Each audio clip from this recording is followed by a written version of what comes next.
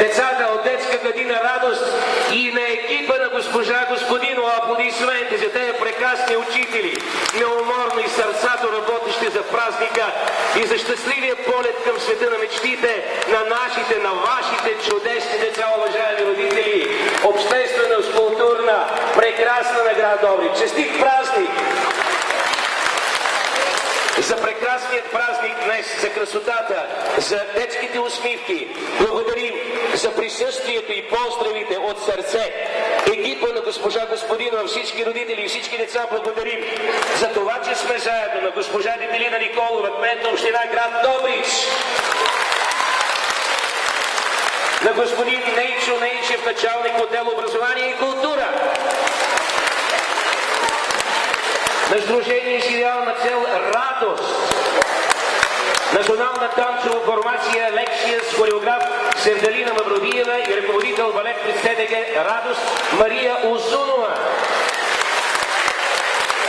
Ателие за сценични костюми Алексия. Госпожа Калина Станева, фирма Ева Калина. Светла Тонева, родител от група Калинка. Иванка Георгиева, родител от група Калинка. Невена Петрова, родител от група Врабчета. Благодарим за получените поздравителни адреси и цветя от нашите приятели от детска ясла номер 5 Пролет, град Добрич. От средно общо образователно училище Свети Климент Охридски, град Добрич. От хуманитарна гимназия Свети Кирил и Методий, град Добрич. От Добричко училищно настоятелство. От основно училище Христо Ботев, град Добрич. Можем да аплодираме, можем да пеем, можем да танцуваме. Цял Добрич днес танцува. Този празник се заслужава всички да го отнесем в душите си за дните, които са пред нас, за съзидателното бъдеще на България.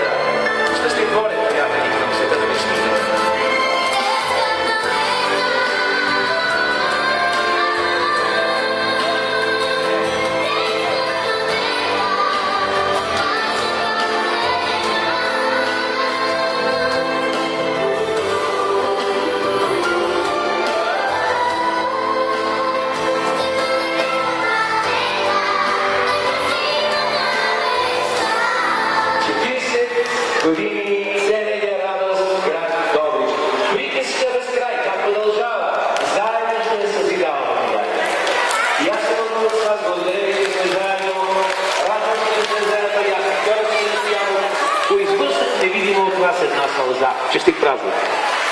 Честит празник!